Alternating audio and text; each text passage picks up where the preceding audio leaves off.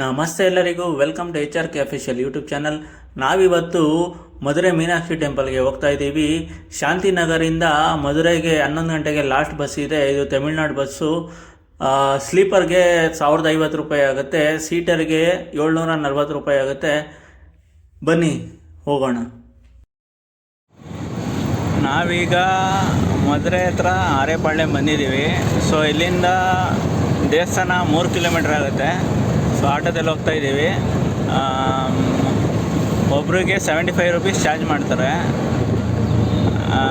ಇಬ್ಬರು ಹೋದರೆ ಅನುಕೂಲ ಆಗುತ್ತೆ, ಒಬ್ಬರು ಹೋದರೆ ಲಾಸ್ ಆಗುತ್ತೆ. ಓಕೆ, ಬನ್ನಿ ಹೋಗೋಣ.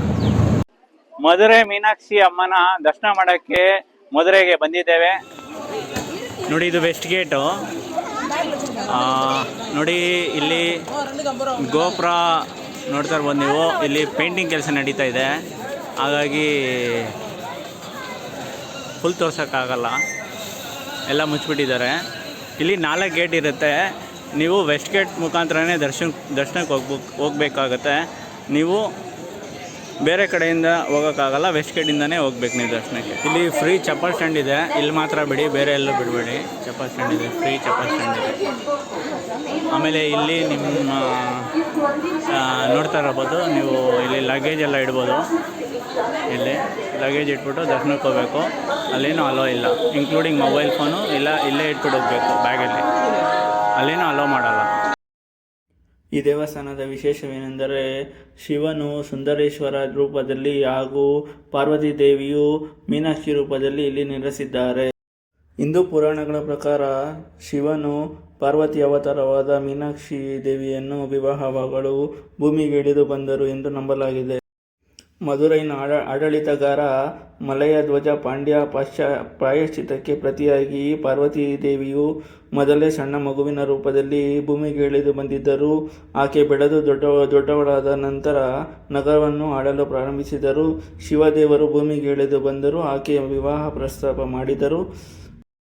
ಮುಂದೆ ಶಿವ ಪಾರ್ವತಿಯ ಕಲ್ಯಾಣೋತ್ಸವ ಜರುಗಿತು. ಈ ದೇವಾಲಯದಲ್ಲಿ ಮೀನಾಕ್ಷಿ ಅಮ್ಮನವರಿಗೆ ದಿನಕ್ಕೆ 6 ಬಾರಿ ಪೂಜೆ ಸಲ್ಲಿಸಲಾಗುತ್ತದೆ. ಈ ದೇವಾಲಯವು ಅನೇಕ ದೇವರುಗಳ ವಿಗ್ರಹವನ್ನು ಒಳಗೊಂಡಿದೆ. ಈ ದೇವಸ್ಥಾನದ ಅತಿ ಮುಖ್ಯ ಉತ್ಸವವೆಂದರೆ ಅದು ಮೀನಾಕ್ಷಿ ತಿರುಕಲ್ಯಾಣಂ.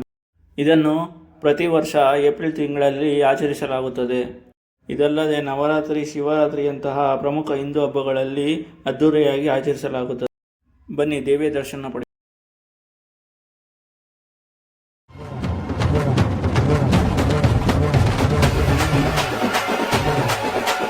ನಾವೀಗ ದರ್ಶನ ಮುಗಿಸ್ಕೊಂಡು ನಾರ್ತ್ ಗೇಟಿಂದ ಎಕ್ಸಿಟ್ ಆಗಿರಿ.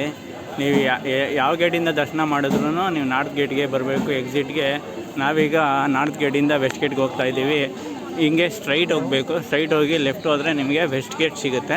ನೀವು ಅಲ್ಲಿಂದ ನಿಮ್ಮ ಲಾಕರ್ನಲ್ಲಿಟ್ಟಿರೋದೆಲ್ಲ ಕಲೆಕ್ಟ್ ಮಾಡಿಕೊಂಡು ನೀವು ಮುಂದೆ ಹೋಗ್ಬೋದು. ಈ ವಿಡಿಯೋ ಇಷ್ಟವಾಗಿದ್ದಲ್ಲಿ ಲೈಕ್ ಮಾಡಿ, ಶೇರ್ ಮಾಡಿ, ಸಬ್ಸ್ಕ್ರೈಬ್ ಮಾಡಿ. ಹಾಗೂ ಮುಂದಿನ ವಿಡಿಯೋದಲ್ಲಿ ನಿಮಗೆ ಮಧುರೆಯಲ್ಲಿ ಬೇರೆ ಯಾವ್ಯಾವೆಲ್ಲ ಪ್ಲೇಸಸ್ ಕವರ್ ಮಾಡ್ಬೋದು ಅಂತ ತೋರಿಸ್ತೀನಿ. ಮತ್ತಷ್ಟು ವೀಡಿಯೋಸ್ಗಳಿಗಾಗಿ ನಮ್ಮ ಚಾನಲನ್ನು ಸಬ್ಸ್ಕ್ರೈಬ್ ಮಾಡಿ. ಧನ್ಯವಾದಗಳು.